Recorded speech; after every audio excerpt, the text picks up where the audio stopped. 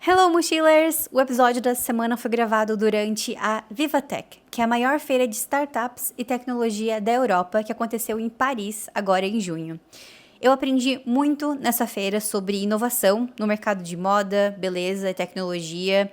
Conheci startups super inovadoras. Visitei os estandes dos grandes grupos como LVMH e L'Oréal e assisti palestras sobre inteligência artificial. Nela, os palestrantes falaram sobre os benefícios da IA, mas também sobre os desafios, como, por exemplo, o consumo de energia. Eu aprendi tanto nesses últimos dias que eu fiquei com muita vontade de compartilhar com vocês esses aprendizados. Então, pela primeira vez na história do Moda na Mochila, eu vou lançar uma aula avulsa, uma aula única sobre Fashion Techs. Nessa aula eu vou dividir com você as ideias mais inovadoras de startups de moda, beleza e têxtil.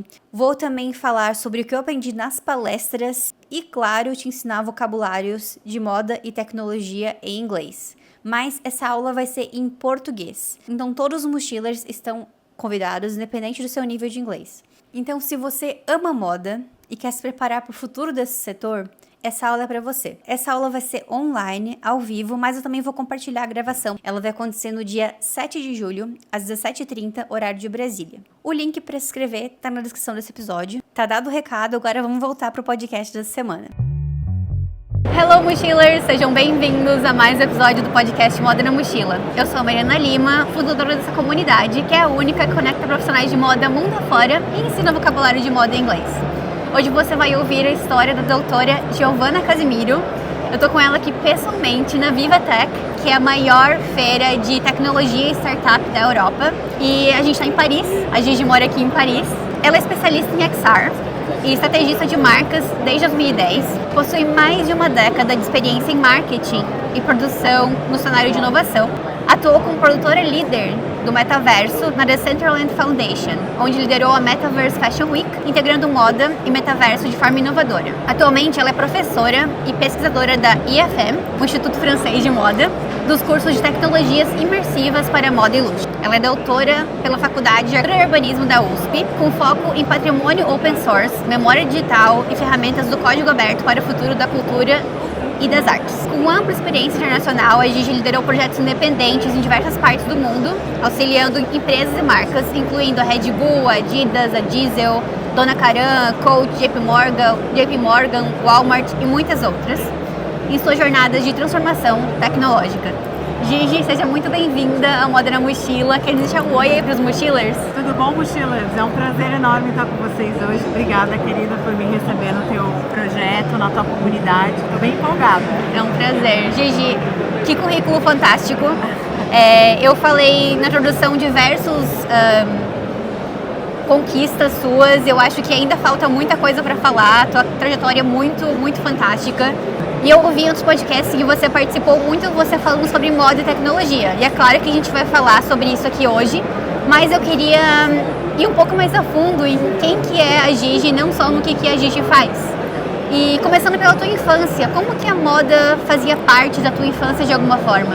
Eu acho que pra mim, a minha infância ela foi muito marcada com a ideia de brincar de fantasia. Acho que isso foi uma das coisas que a minha mãe sempre foi muito... E meu pai também, acho que essa coisa de roleplay sempre foi a minha brincadeira favorita. Então era uma casa em que eu tinha muitos tecidos, né? A minha mãe fazia fantasias o tempo todo, então eu acho que isso sempre foi muito parte de mim, da importância da vestimenta para a criação dessas muitas personagens, das muitas versões de nós. E parece, depois quando eu fiquei mais velha, eu descobri que na minha família materna, eu tinha uma nona minha, que ela tinha o hábito de todos os dias antes de dormir, ela preparava tudo que ela ia vestir no dia seguinte. Então, e eu tenho esse hábito, então e sem saber, descobri depois. Então, acho que essa infância de muita ludicidade, de realmente se apropriar da vestimenta como parte da tua identidade, me fez criar um pouco isso assim. Antes de todo dia eu falo, quem eu vou ser amanhã? E daí a moda é um instrumento para a preparação dessa personagem. Não que sejam múltiplas personagens dentro de mim, mas múltiplas facetas da minha personalidade, em que eu expresso através da moda. E eu me lembro também, o meu avô, ele era arquiteto, meu avô paterno ele era arquiteto e artista visual, ele era professor de História da Arte e um excelente desenhista. E quando eu tinha uns 4, 5 anos, eu já tinha muita aptidão para desenhar, para aquela idade. Eu nem continuei com isso depois. Mas ele falou, eu vou te ensinar a desenhar profissionalmente. O que você quer aprender primeiro? E a primeira coisa que eu falei foi desenho de moda. Então ele me deu todo um kit, eu lembro ele me ensinando a fazer croquis profissionalmente quando eu tinha uns 6, 7 anos. E eu acho que isso ficou muito no meu inconsciente. Por muito tempo, o meu desejo quando criança era ser designer. Designer de moda, designer de acessórios, eu fazia muitos desenhos de sapatos, história da moda. Mas isso se perdeu um pouco, acho que à medida em que eu cresci. Também porque acho que no Brasil a gente não é tão incentivado a fazer moda. Todo mundo fala, mas faz alguma coisa que seja mais comercial. Sim. Né? Então acho que isso também distorceu um pouco esse meu desejo, mas no fim acho que foi positivo, porque eu acabei indo para um outro caminho e voltei para a moda com um olhar de contribuição mais externo, sabe? É um olhar mais crítico, talvez, menos Com certeza. bias. Eu gosto muito do que tu falou dessas multifaces, dessas multipersonalidades, e é uma coisa que eu aprendi muito quando eu estava começando a estudar moda, que a nossa geração, os millennials, a gente começou a quebrar essas caixas de ter um estilo único, de ter uma única tribo. Porque antes eram assim, os punks, os moods, né? Vários tipos de grupos que vestiam a mesma coisa, consumiam o mesmo tipo de produto. E os millennials passaram a falar, bom, hoje eu quero ser mais personalidade, amanhã eu quero ser outro tipo, mais delicada, sei lá, etc. E eu acho que isso também teve um reflexo na tua vida acadêmica. Sim. Né? Falando aqui, eu vou contar um pouco mais sobre a vida acadêmica da Gigi, em resumo. A Gigi começou a estudar, fazer um bacharelado de artes visuais e design. Você estudou estamparia, né? Estudei estamparia. Então, dentro da minha especialidade de artes visuais em Santa Maria, na Federal de Santa Maria, você tinha que escolher uma especialidade. Sim. E daí eu escolhi o design de estamparia, que era o ateliê que eu acho que pra mim, de todos, entre escultura, pintura, desenho, foi o que eu mais achei que eu poderia explorar. Uniu ali os teus interesses, né? É. E aí depois você fez mestrado em artes e o teu projeto focava muito em tecnologia, né? Em realidade aumentada para museus, certo? Aí. Nossa, que incrível, isso lá em 2015, né? 2013. Como se dizem, quando nem era cool ainda, né? Quando nem se falava muito. Ninguém entendia, mas eu acho que, eu sempre gosto de dizer que naquela época ninguém entendia, mas eu fui, assim, direcionada por professores que pesquisavam isso nos anos 80, então imagina como eles se sentiam nos anos 80, né? É aquelas coisas que teus pais perguntam, mas o que meu filho faz é isso, mesmo? Eu não sei, é algo com computador. Mas é isso mesmo. E aí depois você fez doutorado em arquitetura e urbanismo na USP. Exato. Eu tenho falado muito no podcast sobre essa multidisciplinaridade, né? Para algumas profissões, por exemplo, se você é uma designer na Europa, algumas empresas querem que você seja especialista. Mas para certos tipos de trajetória, é interessante que você seja multidisciplinar, que você tenha vários tipos de conhecimentos, né? Por exemplo, se você quer ser gerente ou se você quer abrir uma startup, uma empresa, é interessante você ser multidisciplinar. Só que eu acho que muitas pessoas têm esses interesses diferentes, mas elas têm dificuldade de conectar isso, né? Como que você conseguiu conectar as diferentes áreas da tua vida acadêmica para formar a profissional que você é hoje? Qual o conselho que você daria para uma pessoa de como que ela pode conectar isso? Eu acho que o que conectou todas essas áreas para mim foram pessoas, porque, por exemplo, eu estava na faculdade, na Universidade Federal de Santa Maria, tinha uma orientadora que eu gostava muito, uma pesquisadora de arte e tecnologia, que me direcionou a fazer esse pivô para a área mais acadêmica de arte e técnica. Porque eu estava fazendo estamparia, eu poderia ter arranjado uma profissão, sei lá, um job na Porto Belo, né?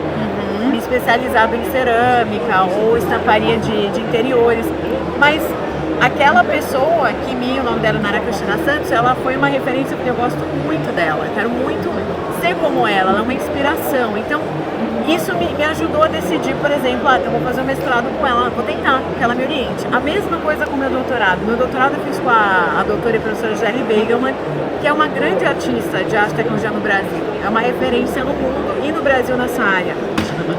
E ela sempre trabalhou muito com a questão urbana dentro da pesquisa dela.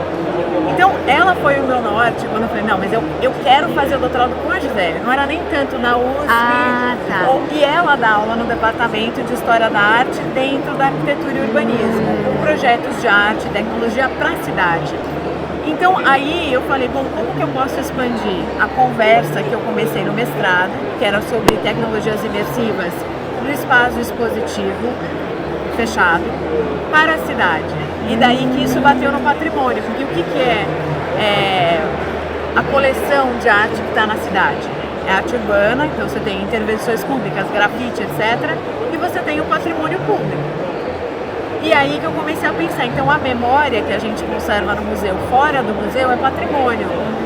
Então ela é uma continuidade na minha discussão e como que a tecnologia está ajudando nessas questões de memória pública que antes eram memórias catalogadas, museificadas. Então, para mim, acho que o fio condutor foi sempre ter uma linha teórica que conectava e a evolução do meu pensamento, mas ter pessoas de referência que me fizeram chegar naquele lugar. Geralmente as pessoas que me levam, tem alguém que eu quero trabalhar e daí eu falo, bom, então como é que eu trabalho com essa pessoa? Perfeito, perfeito. E durante esse período você tinha algum interesse de trabalhar com moda de novo quando você estava estudando arquitetura e urbanismo? Como que... Olha, moda sempre foi uma área de interesse meu que vinha, né? Então acho que na minha infância, como a gente já falou, depois quando eu estava no ensino médio eu fiz vários projetos de história da moda dentro do contexto escolar, daí eu fiz estamparia na faculdade, mas naquele momento eu acho que não muito, sabe? Porque daí você fica tão imerso na tua pesquisa acadêmica, mas sempre tinha alguma questão do design que voltava. Então, depois que eu fiz o mestrado, entre o mestrado e o doutorado, eu dei aula no Senac Santo Amaro, no curso de design digital. É mais focado em design de interfaces, assim, interface do usuário, mas tem um pouco a ver com essa coisa de serviços, né? Então, ali, por exemplo, talvez tenha voltado um pouco, porque muitos alunos faziam moda no Senac, que é um polo de moda relevante no Brasil, com bastante história. Então, as coisas iam e vinham, e querendo ou não, quando você trabalha com experiência imersiva, você trabalha com cenografia tem a ver com espetáculo tem a ver com moda, quando você fala de semana de moda. Mas isso voltou à tona mesmo, de maneira muito sólida na minha vida, durante 2020, por aí. Vamos chegar lá. Quando eu fiz o bacharelado em moda, o primeiro projeto integrador que teve no semestre foi fazer uma instalação de moda e arte. Legal. Eu nem sabia o que era instalação. O quê? Eu lembro que ficou um horror. Eu falei, se fosse hoje em dia, eu teria um entendimento muito maior sobre essa questão de o que é arte, o que é moda, o que é uma instalação, o que é um museu, sabe? Mas eu acho que pra mim faltou conectar assim essas áreas e por isso que eu acho muito legal o teu conhecimento tão multidisciplinar assim.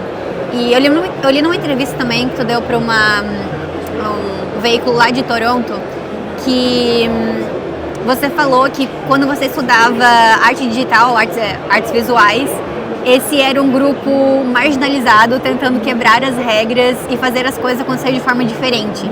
Conta um pouco mais pra gente por que esse grupo de artes visuais era marginalizado na tua opinião.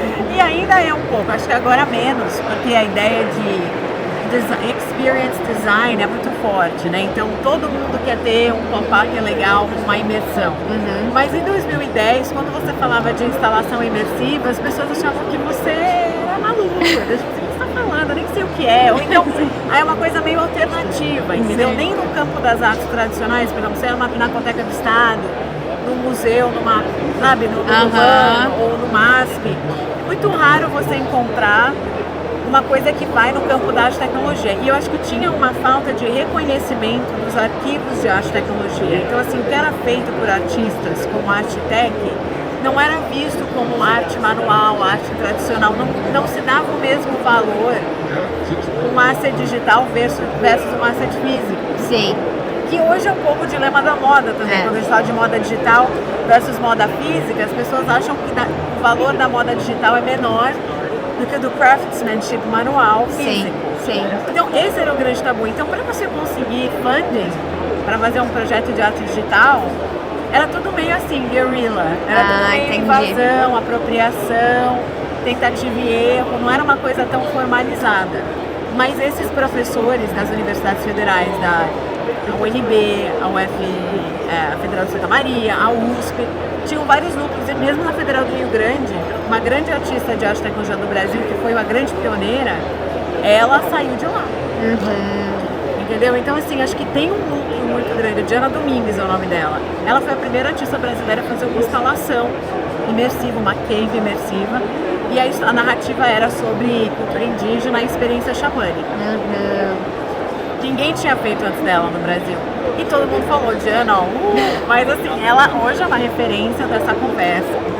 E publicou muito sobre isso. Então, por isso, acho que era difícil de explicar para que é arte, o que é arte digital, o que a arte digital traz, qual que é a diferença dela para a arte tradicional. E assim, sempre tem um certo conservadorismo no começo, né? Super, super. Tu estudou em Santa Maria, fez bacharelado e mestrado lá, e eu até pensei que tu fosse gaúcha. Eu tenho entrevistado tantas pessoas gaúchas que eu tava até pensando, gente, o que tem com esse meu dedo que eu tô só selecionando gaúcha, eu preciso diversificar um pouco mais aí as pessoas que eu tô entrevistando. E na realidade você é de São Paulo. São Paulo. Você mas morou em Santa Catarina também, meu querido estado. Exato. Conta um pouco mais pra gente dessa tua vida de mochiler no Brasil. Quais foram os lugares que tu morou lá? No Brasil, bom, eu morei em Santa Catarina, Rio Grande do Sul e São Paulo, porque eu nasci em São Paulo, fiquei lá meus primeiros 11 anos. Daí vivi mais 10 anos em Santa Catarina. Tu se considera mais gaúcha, mais paulista, mais catarinense? Você fez essa pergunta, né? Eu acho que tem um pouco uma identidade não definida. Mas eu acho que realmente quando eu morei no Rio Grande do Sul foi um período muito crucial da minha vida. Porque foi o período em que eu morei só, que eu estava na faculdade, e que eu realmente construí assim, um repertório intelectual. Então acho que me influenciou muito o Rio Grande do Sul naquele período e acho talvez até a maneira de ser e de ver um pouco oportunidades. Eu sou muito... eu vou. E eu sinto que isso é uma coisa bem do gaúcho, assim, eu vou, sabe? Você não fica... você analisa, mas você assim... você desbrava. Eu acho que o gaúcho é muito desbravador e seguro de si. Então, eu acho que eu senti isso um pouco das referências que eu tive naquele espaço. Mas acho que as minhas raízes em São Paulo também me ajudaram a me orientar em alguns momentos. E Santa Catarina é um espaço de, acho que zen, de reboot, tranquilo. É um lugar assim que eu tenho muitos laços afetivos. É um lugar em que eu acho que é pra você se centrar um pouco. Quando eu vou meus pais ainda moram lá. Então quando eu vou pra Santa Catarina é um pouco esse lugar de autoconhecimento. Olha só. Interessante. É interessante, né? Muito, muito. E até a gente tava falando, né, que o gaúcho, na minha opinião, eu sou catarinense, então eu posso falar que eu acho que assim, eu gosto de ser catarinense, mas eu sou neutra, eu não vejo que eu tenho um bairrismo, né, que falam, né, patriotismo, né? É o bairrismo. Tão forte quanto os gaúchos têm de ter isso, não, eu sou gaúcha, eu sou do sul, tem aquela música, eu sou do sul, sabe? Parece várias que assim, músicas. tem essa música e parece que é pra todo o sul do Brasil, mas eu acho que não, eu acho que é pro só gaúcho, sabe? É só pros gaudérios, não só... E eu acho que tem um impacto, assim, né, de se sentir naquele lugar. O sul do Brasil, quando a gente fala de Rio Grande do Sul especificamente, eu acho que eles também têm uma história. Não interessa qual a sua posição política, mas eu acho que eles têm uma história de tentar lutar pelo que eles acreditam muito. Sim. Né? E acho interessante que assim, o Cone Sul do Brasil tem uma troca com a comunidade europeia que é muito única. Por exemplo, quando você vai para Pomerode, a Pomerânia nem existe mais na Europa, mas existe Pomerode, entendeu? Que é uma cidade mais alemã do que a própria Alemanha. Exato. Já não existe mais a Pomerânia, mas o Brasil ainda conserva determinados dialetos e comunidades que se desfizeram. Sim. Hoje no contexto contemporâneo da Europa. Então isso é muito louco. E eu acho que o Rio Grande do Sul é um pouco... Santa Catarina também, mas eu acho que o Rio Grande do Sul tem muito disso. Então é interessante ver como eles lidam com todas essas questões. E academicamente são muito fortes, né? Então acho que... E como é a tua relação com o mundo internacional? Tu tinha vontade de morar em outros países? Como que... Tu já morou em muitos países, né? Na Finlândia... Na Coreia do Sul... Na Coreia do Sul, Coreia do Sul? Coreia do Sul. No Canadá, né? No Canadá, minha segunda casa. Na Inglaterra, então assim, eu sempre fui criada, eu acho que bem pro mundo, assim, porque os meus pais... Tu é filha única? Sou filha única. Mas os meus pais, especialmente o meu pai, acho que sempre teve um desejo de sair do Brasil. Tá. A família da minha mãe, ela é muito italiana. E a família do meu pai, que é originária de Itajaí, tem aí um pé com a Polônia, a Alemanha. Então, eu não sei, eu senti sempre que eu fui um pouco criada entre a cultura brasileira e a cultura europeia. Então, eu sempre tive, eu ainda tenho, isso não é uma coisa boa, hein? Eu tenho um problema identitário. Eu não sei exatamente o que eu sou. Acho que é muito comum entre pessoas que moram em diversos países. E eu até tenho pensado muito sobre isso, que é um privilégio eu poder morar em diversos países, mas também é um dilema na minha vida. Onde que eu vou? É um dilema. Pra onde que eu vou depois? Eu quero me estabilizar por um tempo, mas pra onde que eu vou? Qual o melhor lugar? Nenhum lugar. Check all the boxes, como você fala, né? E aí eu acho que como eu já fui criada num espaço em que não, você tem mais aqui embora, você tem que viajar, e eu fui muito para os Estados Unidos quando eu era jovem, porque eu tinha parentes do meu pai que moravam em Manhattan. Então, quando eu tinha 3, 4, 5, eu já tinha essa exposição. Que massa. E continuei a viajar. Depois, num período mais assim de adolescência, eu não viajei tanto pra fora. Mas sempre eu fui numa família que fala outras línguas, era importante. Então, meu pai fala alemão, espanhol muito bem, minha mãe fala italiano, inglês bem. Então, daí você já tá nesse espaço. Então, acho que sempre teve esse cultivo em casa. Então, eu acabei, sempre, acho que crescendo num espaço em que tinha um incentivo de você sair do Brasil. E sempre quis. Então, no momento em que a cidadania italiana finalmente saiu, e meu avô, ele era de fato italiano, com muitas tradições, o pai da minha mãe, eu sinto meio a meio. Eu sinto bem italiana também. Mas eu acho que tem umas vantagens, porque o Brasil me deu muito, né? Então, você aprende a lidar com a vida de outra forma. Acho que o brasileiro, ele é muito hacker. Essa é a minha grande honra de ser brasileira, que no Brasil todos somos hackers. A gente descobre maneiras em situações inesperadas, que não nos beneficiam, e acho que você sente isso quando a gente está na Europa. Essa coisa não é preto no branco, você fala assim, o que eu faço? O europeu é assim, não, se não faz do jeito tradicional, não se faz. O brasileiro já é, mas sempre tem um cinza, não precisa ser preto no branco, a gente acha um jeito. Eu acho que esse é um benefício da gente ter essa... A gente é flexível, assim, né? A gente aprende resiliência, e eu até vejo que a gente tem muito... Eu acredito que o brasileiro tem muito bom senso também de saber qual o momento certo para falar sobre alguma coisa.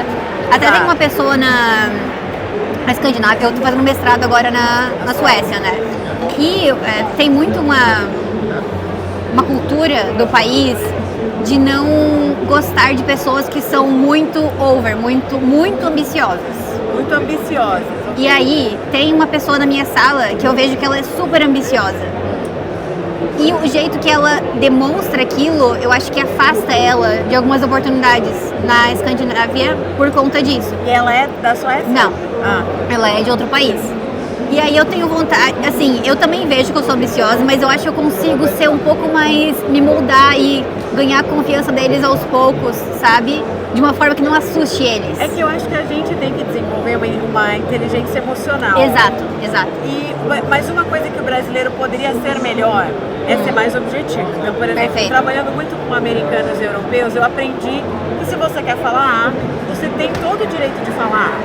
Porque a gente que é brasileiro, a gente vai se amaciando, né? Você vai entregando as coisas com muitas palavras e a pessoa fala assim, mas o que você quis dizer? Eu não entendi o que você estava falando. Porque se amacia tanto. Sim. Então, acho que isso é uma coisa que a gente pode aprender dos europeus americanos, que é, seja assertivo na tua comunicação, você não está machucando ninguém. E quando as pessoas vão ser assertivas com você, também não é pessoal. Mas eu acho que a gente pode trazer a nossa inteligência emocional para fazer essa comunicação, para observar, será que a pessoa está confortável? Se ela está falando com você e você vê a linguagem corporal dela, Concordo. não está ok. Nem todo mundo tem isso. O brasileiro, acho que ele sente mais as coisas. Eu concordo. Então, acho que a gente realmente tem muitas vantagens e isso foi benéfico. Então, a minha identidade sempre foi meio cruzada. E aí, eu sempre me senti muito confortável em estar em qualquer lugar. Você consegue tirar o melhor de cada raiz sua, da cultura brasileira, da cultura italiana e tudo mais. E mesmo quando eu fui para países que não tem nada a ver com a minha cultura, como a cultura coreana, eu não tenho nenhuma descendência coreana. quando eu estava lá, eu me senti muito em casa. Eu acho que é uma questão assim, de você ver o melhor da situação e talvez porque eu nunca me referenciei muito assim, por exemplo, nossa, eu sinto falta do arroz e feijão. Eu gosto de arroz e feijão. Mas eu vejo muito brasileiro, ele vai para um outro país e ele foca mais do que ele sente falta do Brasil. E eu já nunca fui assim. Eu falei assim, gente, eu tô aqui, eu vou comer muito kimchi, entendeu? É o que tem e acabou. Então acho que talvez essa resiliência, você tem que abrir um pouco mão das suas raízes, mas entender que você ser brasileiro não tem a ver com arroz e feijão. Né? Tem a ver com a sua atitude perante as situações da vida, que é o que a gente acabou de falar, da inteligência emocional e tudo mais. Então acho que nesse aspecto eu sempre fui muito adaptável. Qualquer lugar que eu fui, falei, tá, aqui é minha casa agora, então vamos se misturar. Como é que a gente se relaciona com tudo que está acontecendo e tira o melhor proveito?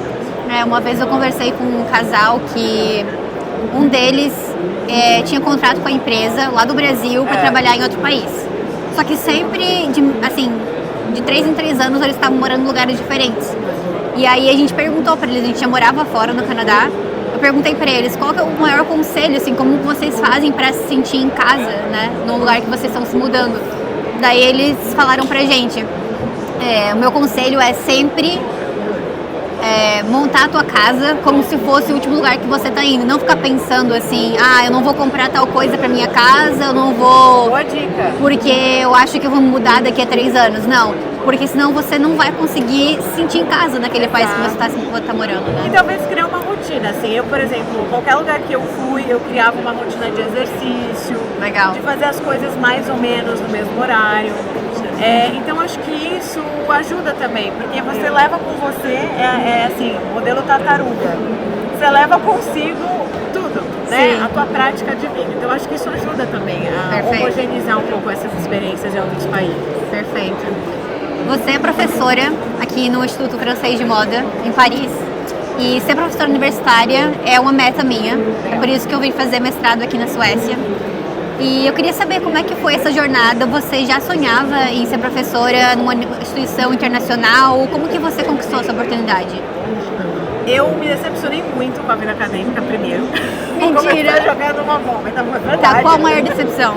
Foi que assim, quando eu trabalhei no Senac, eu tinha uma visão do que é ser acadêmica. Eu achava que era uma coisa muito mais sobre pesquisa, sobre você poder fazer o que você quisesse, do ponto de vista de produtividade acadêmica e intelectual. Mas aí quando você entra no setor privado, pelo menos de educação, que o Senac é privado, eu acho que você é impactado com um choque de que time is money, e eu me senti mais assim, eu tô trabalhando para um banco, sabe? Eu tinha que bater ponto. Então quando eu comecei a trabalhar no Senac, e não é um problema do Senac, acho que é um problema da educação privada no Brasil. Tá. Você trabalha para uma instituição que time is money, é isso. Então assim, você não tem tanta liberdade assim para fazer as pesquisas que você quer, para ir nas conferências que você quer. Então naquele momento, quando eu dei aula, eu também acho que eu era muito nova, eu tinha 24, então assim, os alunos eram da minha idade, era uma coisa assim, é um pouco estranha. Então foi um pouco decepcionante para mim. E daí naquele... Vou te perguntar, tu sentia que tu tinha que mudar o teu jeito de se vestir para parecer mais velha do que os teus alunos? Como é que era? Não, eu me vestia bem louca naquela época, eu tinha cabelo roxo. Eu acho que isso eu não mudei. Tá. Acho que o meu jeito de vestir eu realmente não alterei, mas talvez isso tivesse ajudado, sabe? Talvez se eu tivesse ficado mais formal, mas eu não mudei isso. E eu sempre trabalhei com uma comunidade muito assim... bem loucona, a galera que queria quebrar regras, né? Estavam falando. Sempre nessa comunidade meio hacker, então pra mim não fazia sentido eu, sei lá, botar um terninho e ir pra aula. Super. Então eu nunca fiz isso. Mas eu acho que existia um pouco essa fricção de como se ela é minha professora, ela tem 24, ela sabe mais do que eu, que tenho 24, né? E isso é uma pergunta válida, sabe? Porque talvez academicamente eu tivesse mais conhecimento, porque eu fui um pouco precoce, né, nessas decisões de fazer mestrado, mas talvez do ponto de vista de experiência de vida, não. Né? E eu acho que hoje, olhando para trás, eu acho que é um questionamento válido. Mas foi difícil para mim naquele momento, eu permaneci até o momento em que eu comecei o doutorado e eu também recebi um convite para morar na Áustria para fazer um projeto artístico lá. Olha. E aí eu falei assim, quer saber? Tchau, não estou mais interessada, eu acho que eu vou fazer o meu doutorado mesmo para mim, e para também completar essa década acadêmica. E eu vou me dedicar mais à produção de projetos. Legal. Que eu sempre fiz em paralelo, eu sempre gostei, sempre fui boa nisso. E aí, eu me afastei da vida acadêmica. Fazia workshops, assim, profissionais, de profissionalização e tal. Eu vou te falar que eu tenho um pouco medo disso, porque eu tenho Moda no Mochila hoje, que é um projeto que eu sei que tem potencial. Eu tenho medo de conseguir uma oportunidade e ter que fechar o Moda na Mochila por causa de um contrato. Eu não quero fazer isso. Se eu conseguir uma oportunidade de alguma universidade, eu quero deixar muito bem acertado para falar, não, esse aqui é um projeto, mas eu vou continuar com o meu outro projeto aqui, sabe? Porque tem muito disso de, não pode postar tal coisa, não pode... Essas burocracias. Que aí assim. O bom é você pesquisar bem que instituto, porque daí, quando eu fui convidada para começar a dar aula no Instituto Francês de Moda, eu comecei aos poucos, então eu só dava aula de metaverso, de game, e aí a gente negociou para eu vir aqui, mudar para Paris e ficar aqui full time, daí agora eu tô dando aula nos 16 cursos da Vida. Nossa! Eu criei os programas de tech para todos os cursos, de mestrado, educação executiva, o que você possa imaginar. E aí me veio muito assim, uma outra sensação de que aqui eles falaram, olha, a gente não entende nada disso, você faz o que você quiser. Então é uma outra. E é isso mesmo. Poxa, se eles não entendem, imagina os teus pais e os amigos. Meus pais até que agora entendem mais. Mas é porque eles são profissionais de gestão de luxo e moda. Tá. De um mercado muito tradicional. Pessoas que trabalham com a Vogue há 20 anos. Pessoas que entendem tudo de craftsmanship. Mas que não entendem de Roblox, de cyborg, não é isso, não é a área deles. Eu até li a matéria uma entrevista que você deu para Marie Claire, aqui da França. Aqui da França. E tinha uma parte do artigo que falava que a moda e o luxo demoraram muito para entrar em outras inovações tecnológicas, como o e-commerce, por exemplo. Exato. Mas, na questão de tecnologia, de NFT e tudo mais, eles aderiram rápido, né? Foi rápido. Até isso. Porque eu acho também que, ainda que eles sejam muito tradicionais e conservadores em um certo aspecto, a moda, ela é uma expressão artística viva, porque a gente veste a moda. Então, as novas gerações, elas vêm experimentando outras coisas. Então, talvez não seja uma decisão de uma grande corporação de moda de normalizar um NFT. Mas talvez os novos designers que estão se formando vão querer criar programas de lealdade, ou clubes de acesso, já assim, na base da marca deles, né? Ou eles consomem NFTs. Então eu acho que quando eu entrei na IFF, foi uma oportunidade outra. Assim, daí eu falei, bom, esse é o espaço acadêmico que eu queria ter trabalhado. E é uma instituição privada, não é uma instituição pública, mas parece muito pública nesse aspecto. Porque assim, eu diria, se você quer ter essa liberdade, talvez você realmente tivesse que trabalhar ou meio período, né, como ser professora de algumas disciplinas, mas talvez não 100%. Ou então, quando você entrar numa universidade pública no Brasil tem uns esquemas, você não pode ter empresa, né, se você é professora de federal ou estadual.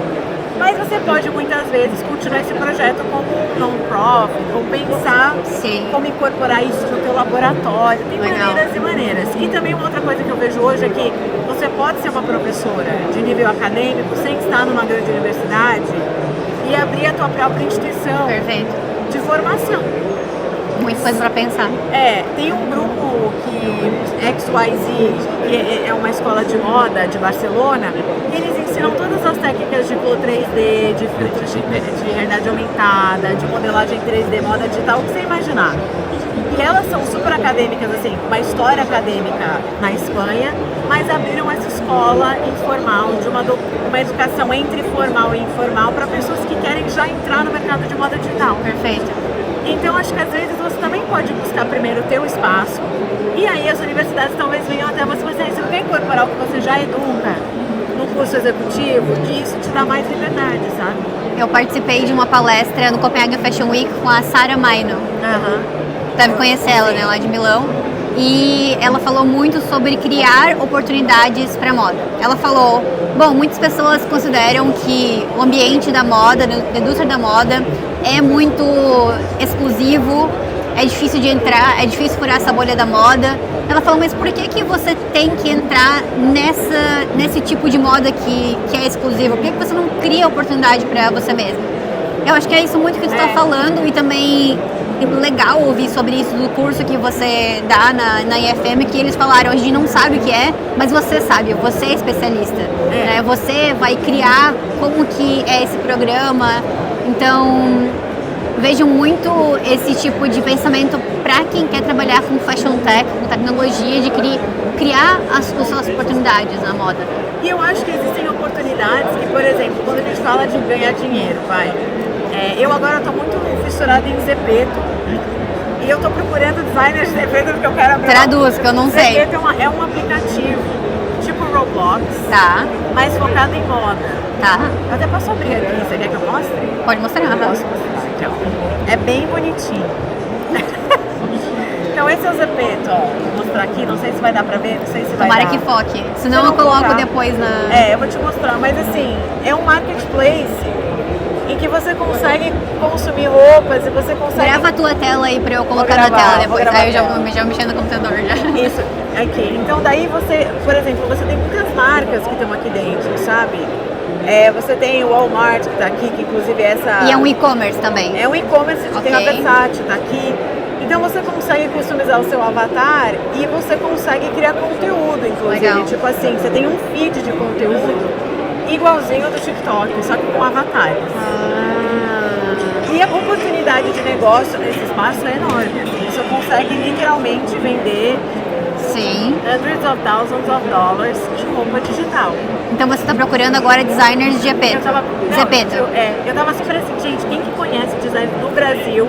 Tá. Eu acho que é uma mega oportunidade, por exemplo, pra galera que é boa de 3D, começar a ganhar uma grana. Perfeito. No espaço da moda digital, e não é uma coisa com grande fricção. Assim, os custos de você publicar são zero. Você tem o rev share, né, que é a divisão de lucros.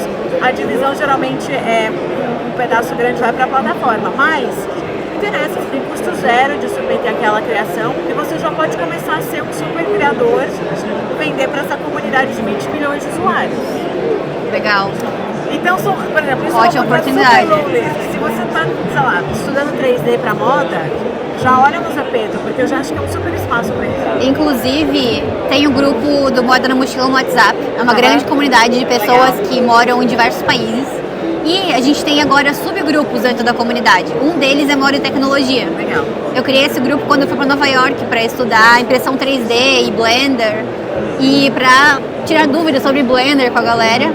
E aí eu vejo que, às vezes eu olho esse grupo, tem 100 mensagens da galera trocando ideia de como resolver um bug do Style 3D, do Chloe, etc.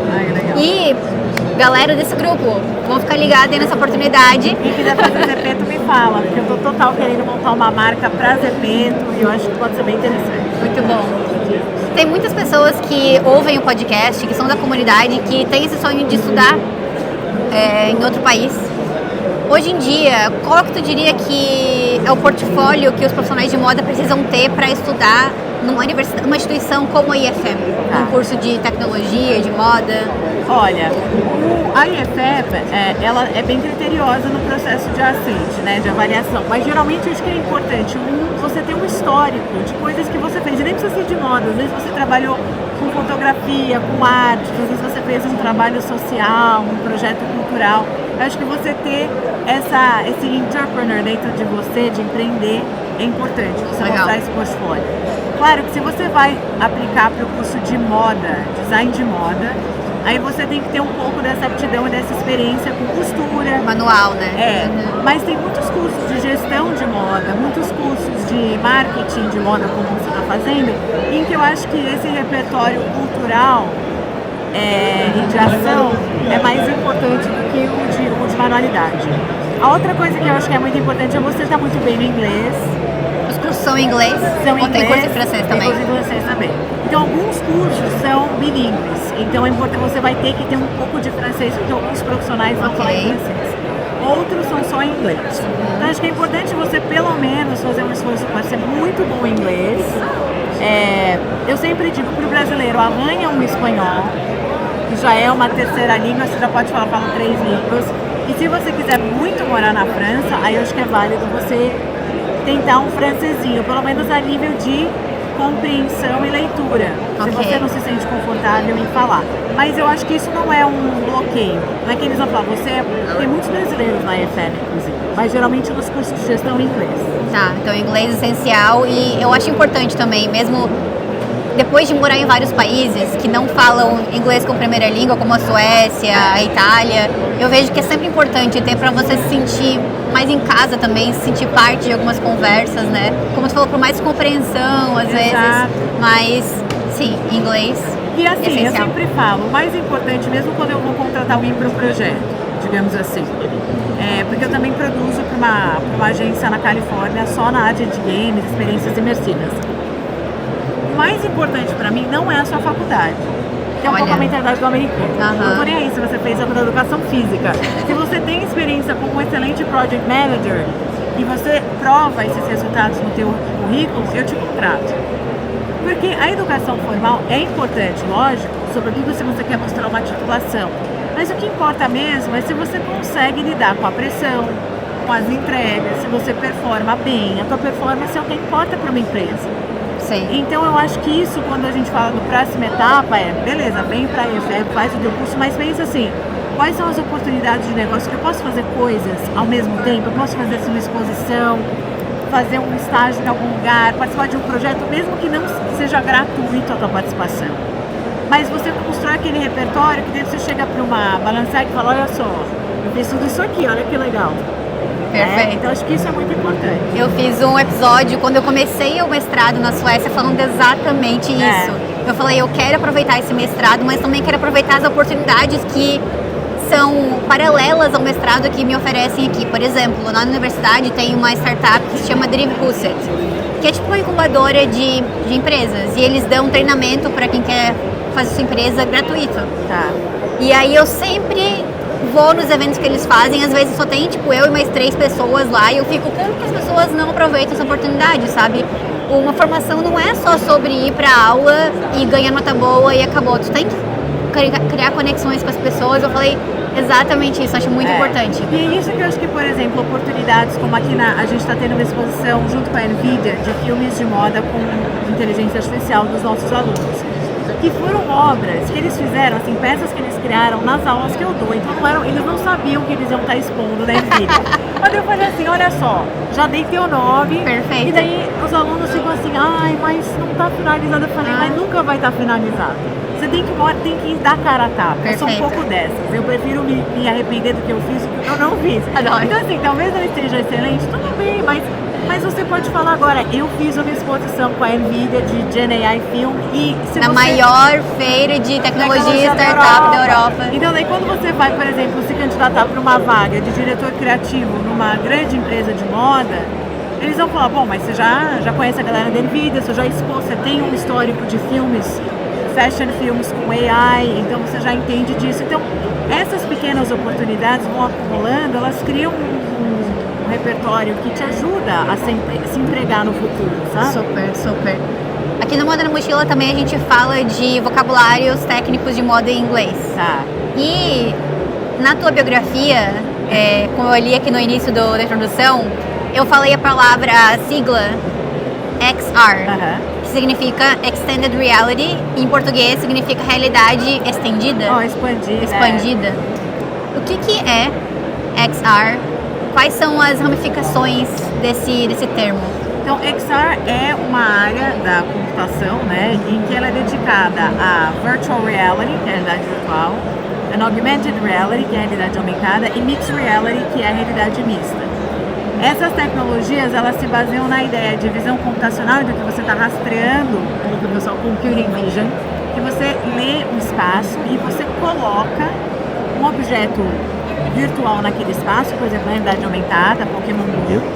Você abre o teu celular, você escaneia o espaço, você posiciona um objeto digital naquele espaço, ou se baseia na ideia de um espaço 100% sintético, com uma realidade virtual, em que você entra num ambiente que tem sensores de movimento e tal, ou haptics, né, que são os sensores de toque, mas que é totalmente sintético. Então não tem nada do mundo físico. E aí você tem realidade mista, que é uma mistura dos dois, que é um espaço que ele pode simular o mundo físico como o Vision Pro e que tem uma câmera que captura onde você está ao teu redor, reprojeta no VR e você consegue interagir com aquilo, ou então, o que eu prefiro, o HoloLens. Você já ouviu falar do HoloLens da Microsoft? Não. Ele, Tem exposição aqui? eu acho que não mais, porque eles descontinuaram. Tá. Mas a ideia é um pouco o Spectacles e o Orion, que é a ideia que você tem uma projeção, como se fosse uma realidade aumentada no óculos, Ah, tá. que tem sensores em tempo real do espaço que você está, Aham. e você consegue se movimentar e ver esses objetos digitais. Então é como se fosse uma realidade aumentada em esteroides, bombada. Super. E daí você consegue se movimentar no espaço e aqueles objetos digitais estão ancorados como objetos físicos. Então, explicar sem imagens é difícil, mas XR compreende tudo o que tem a ver com imersão, tecnologias imersivas de VR, de AR, e hoje é muito mais popularizado. Acho que é uma tecnologia que qualquer marca de moda vai entender. Quando você vende um projeto de VR, é uma coisa assim, tá. Não é hoje um termo desafiador, eu diria, para se vender. Há 10, 15 anos era, hoje não. Sim. E você liderou um painel aqui, né? Toda uma curadoria de empresas para darem palestras aqui na feira, né? Sobre moda e tecnologia. Pode contar um pouco mais pra gente sobre essas empresas, alguns highlights, assim, de quais empresas que se apresentaram aqui? A gente fez pela primeira vez junto com o Instituto Francês de Moda e a organização da Vivatech uma curadoria do Discovery Stage, que geralmente é focado em demos de startups. E a ideia era fazer a primeira vez um Fashion Tech Stage. E aí a gente trouxe 6 empresas diferentes que tiveram diferentes tipos de demos. Então, por exemplo, tem uma chamada Proportions, que é uma startup bem no início, mas que está criando uma solução de digital fitting, de você conseguir descobrir o teu tamanho e integrar Flow 3D, que é um software bem popular hoje em dia, na parte de criação de padrões, né? Direto naquele software você consegue criar diferentes medidas e o consumidor consegue escolher o tamanho certo no site do vendedor.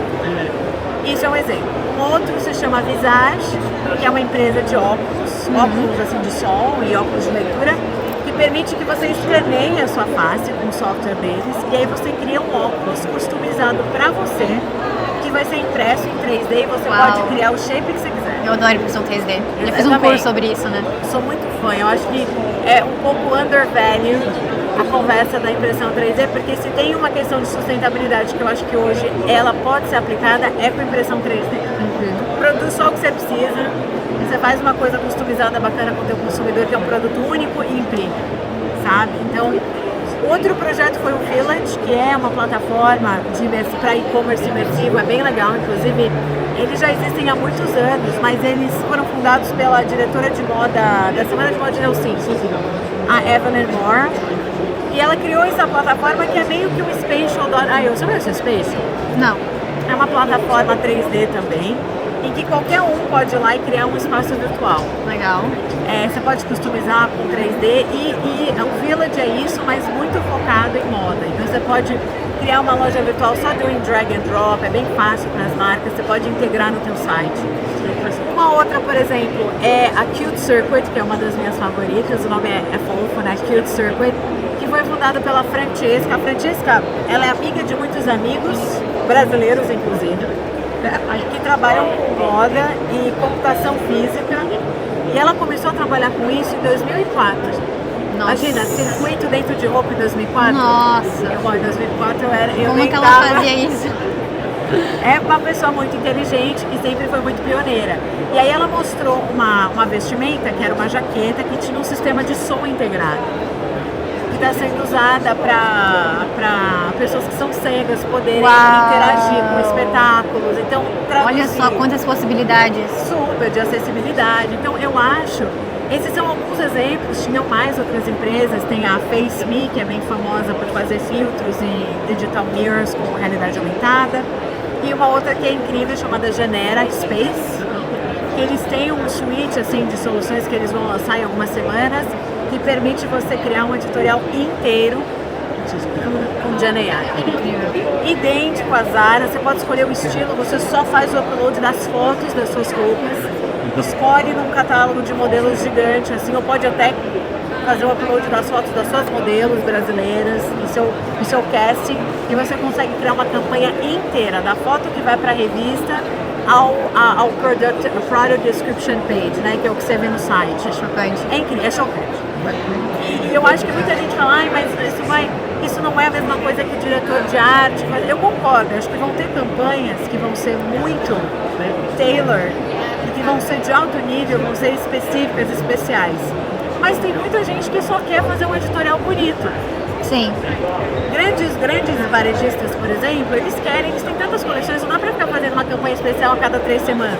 Sim. Então, acho que pra isso, esse tipo de ferramenta vai ser reduzir custos, vai ajudar muito na criação mais rápida, e mesmo para pequenos empreendedores. Então, foi um pouco de tudo que a gente mostrou nesse palco, mesmo para cobrir o máximo possível de áreas, para que todo mundo fique instigado a entender que a moda do futuro está acontecendo no presente. Essa ideia de que essas techs são para agora.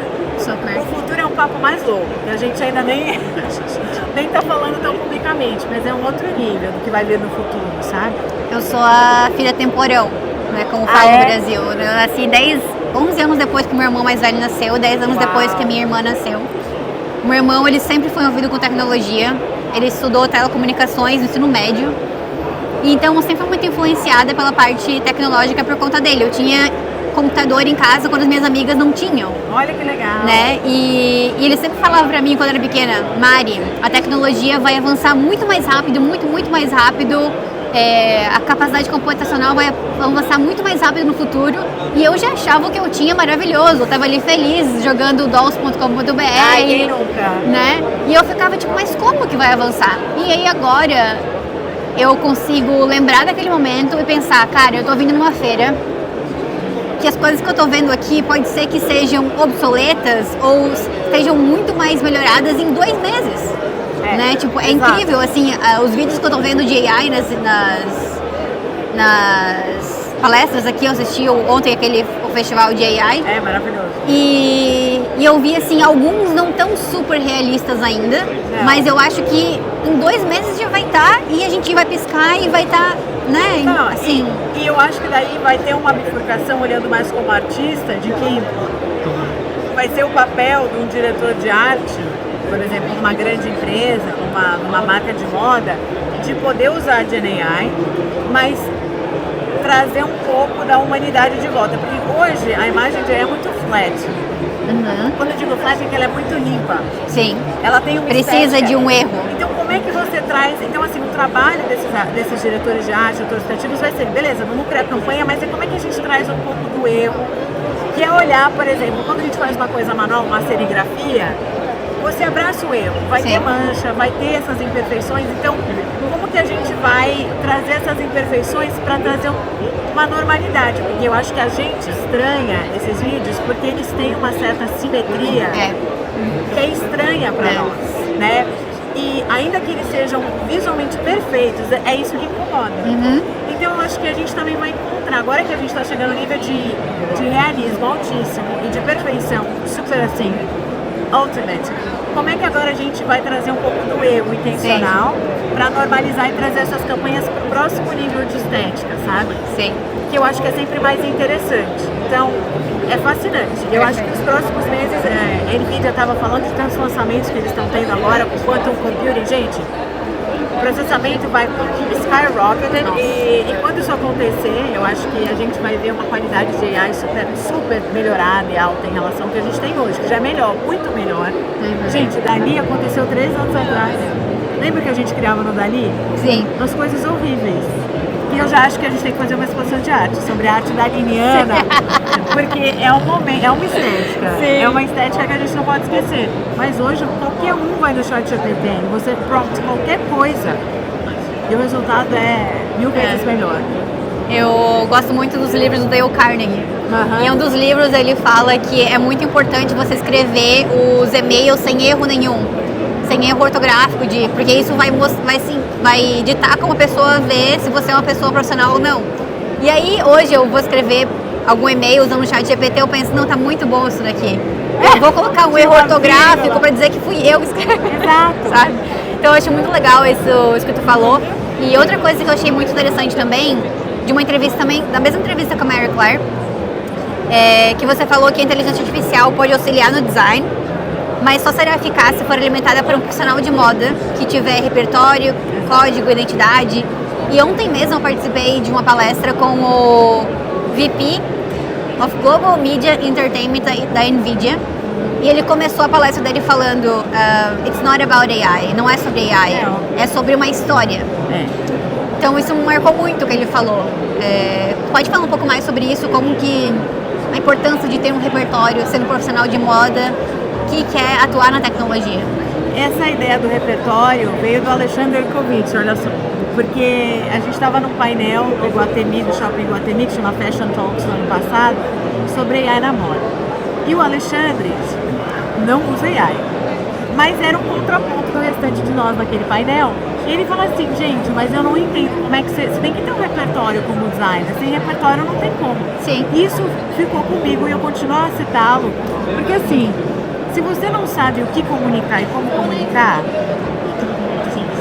a inteligência artificial vai tentar o seu melhor, vai deduzir, mas o resultado não vai ser excelente. Então, se você, por exemplo, quer fazer um prompt e você referencia um diretor de cinema, uma posição de câmera, um tipo de abertura de lente, tipo, eu quero uma granulação específica, todo esse vocabulário, por exemplo, cinematográfico, importa. E não é todo mundo que tem esse vocabulário. Então, se você não sabe como é fazer isso na prática, como é que você vai falar para AI que é isso que você quer? Eu quero que a lente abra, tipo, lente de olho de peixe, eu quero um close-up, entendeu? Você tem que saber o que você está falando. Então, é por isso que eu acho que o repertório é o que define essa história. E por mais que a AI vai ter cada vez mais habilidade de entender pouquíssimo para produzir uma coisa excelente, eu acho que a comunicação vai ter que ser ainda assim muito precisa, para você ter resultados profissionais. Uma coisa é você ficar lá falando do ChatGPT, ok. Outra coisa é você fazer uma campanha. Então o teu modelo vai ser treinado, perfeito. Agora, como é que você ativa? Então, aquela informação. Eu acho que esse é o grande desafio, porque a loucura, na minha opinião, é que a gente perdeu a capacidade de se comunicar bem nas últimas décadas.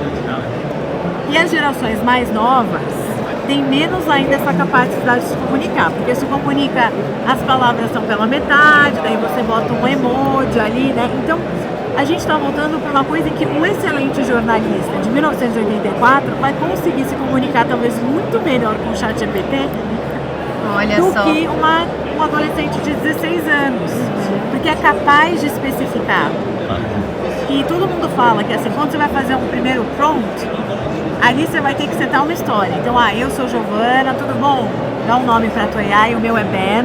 Mas tudo bom, Ben? Então, eu sou Giovana, como eu já tinha te falado, eu sou professora disso. E você é um super expert da área X. E hoje a gente vai começar a fazer um relatório sobre... Então, você tem que dar todo um repertório. Sim. E tem estudos que dizem que quando você elogia a AI, ela performa melhor, sabia? Então, você tem que falar, você é um gênio nessa área.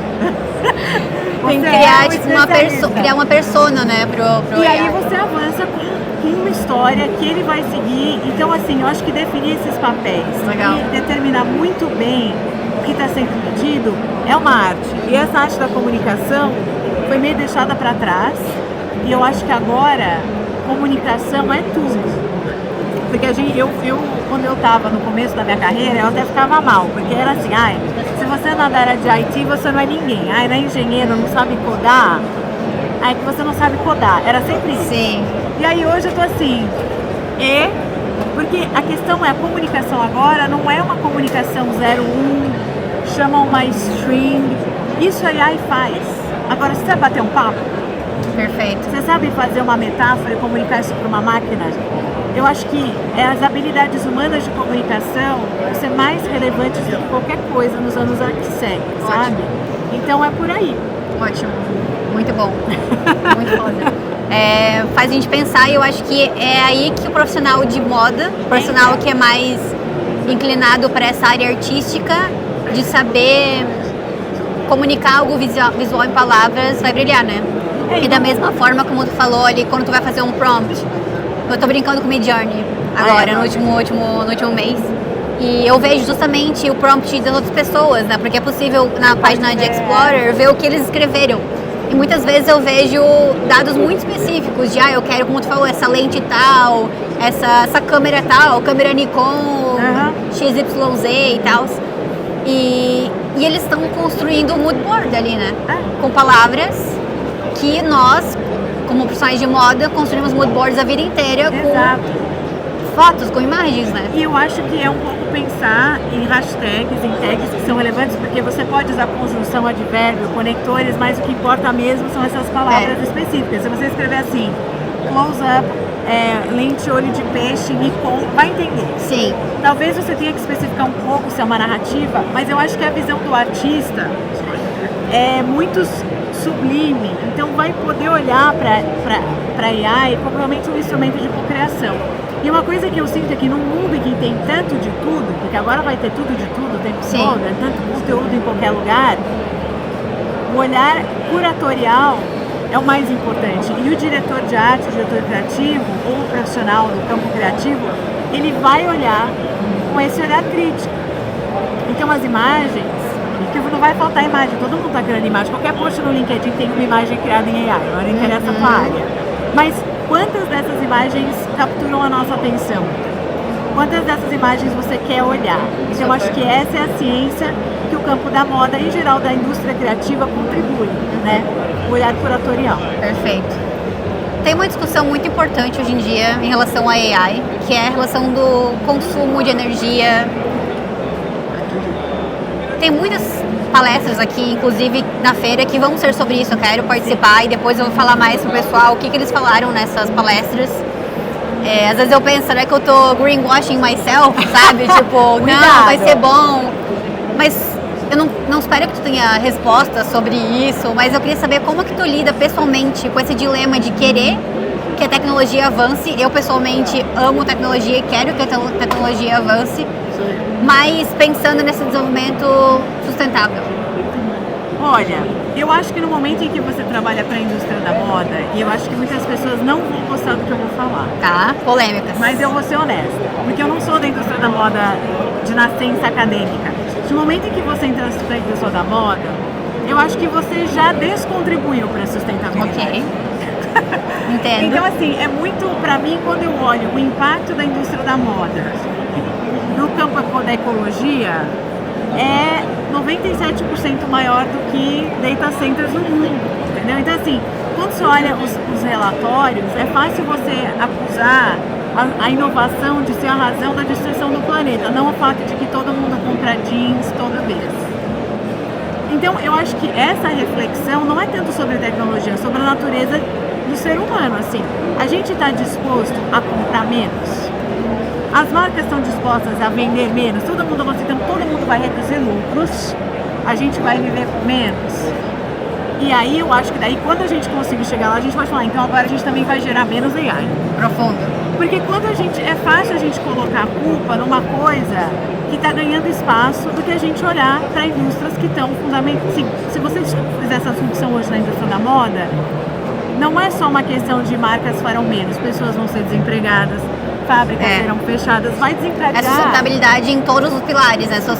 Econômico, ambiental, social. Entendeu? Então, assim, não é um trabalho só de gente, a AI vai destruir o mundo porque consome energia de processamento. Tudo bem, mas se você colocar isso lado a lado a outras indústrias. Sim.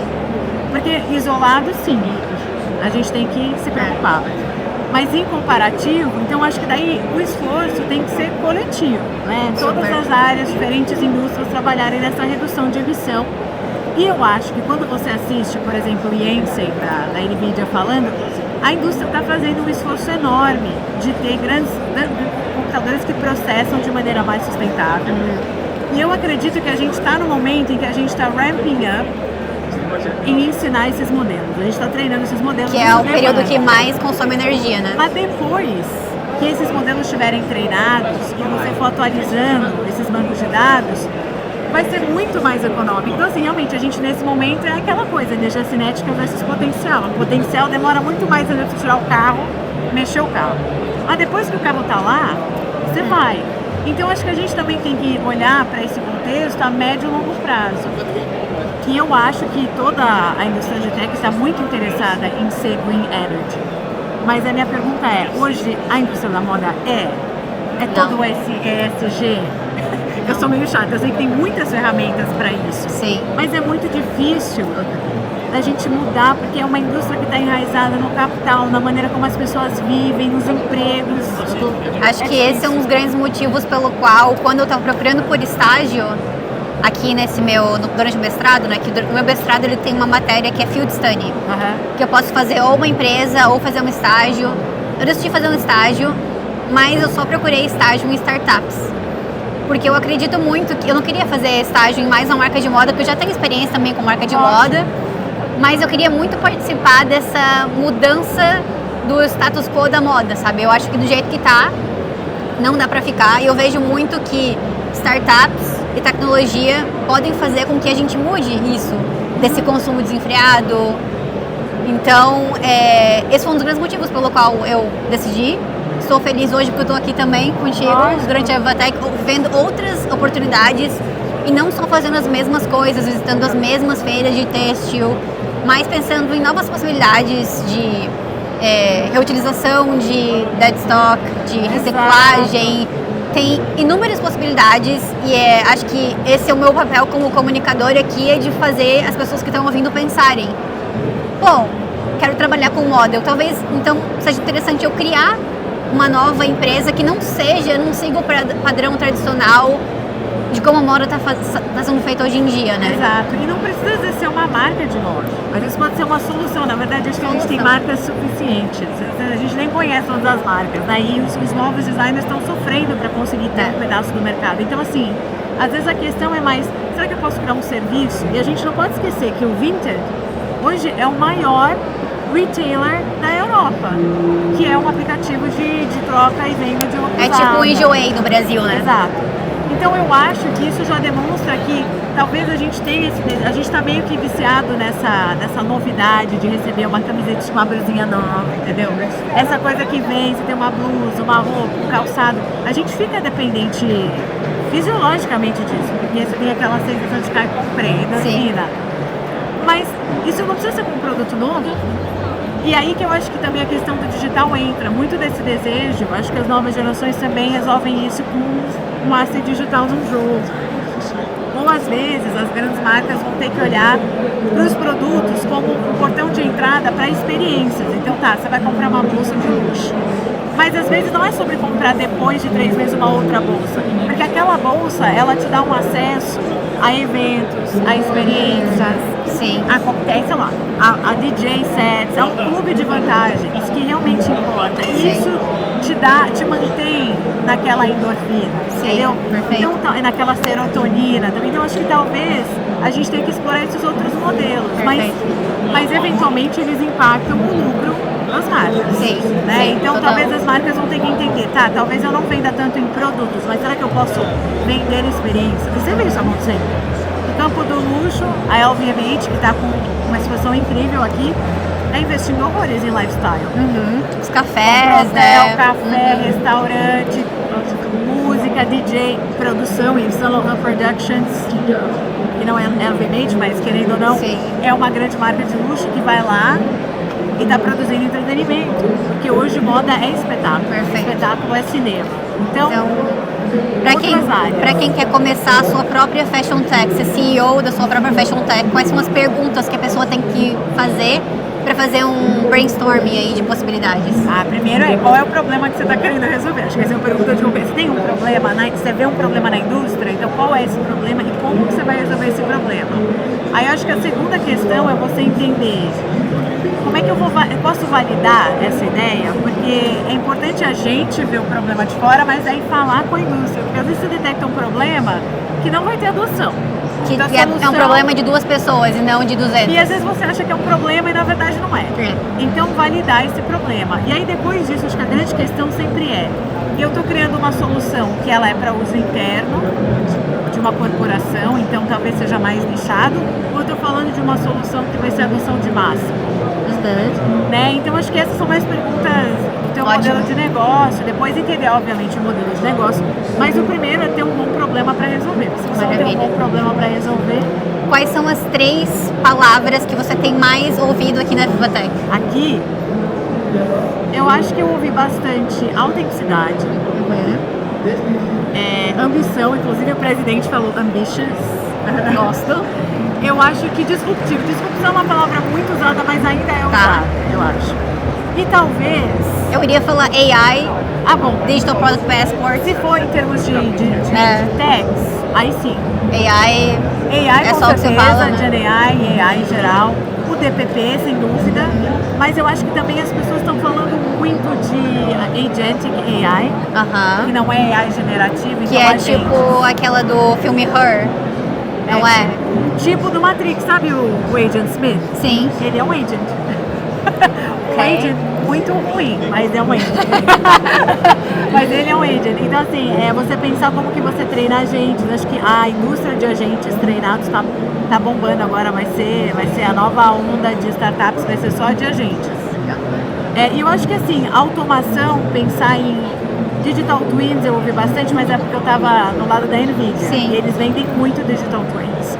Mas eu acho que pensar Digital Twins, que são essas fábricas duplicadas no digital e físico, esse tipo de automação, porque as fábricas que a gente fala, dark factories, que são só com robôs, que não tem luz acesa porque só tem robô. Acho que isso é uma coisa que a gente vê bastante aqui, tem bastante solução de automação. Perfeito. Gigi, muito obrigada por ter participado do podcast. Adorei te conhecer, adorei conhecer um pouco mais da tua história. E eu acho que você é uma daquelas pessoas que eu olho assim e penso, cara, você é inteligente e bonita e maravilhosa. Então, acho que é muito legal ouvir tua história, que é como se fosse uma mentoria pra mim, sabe? De onde eu quero chegar. Quero me tornar professora também. Então, vou sempre look up to you.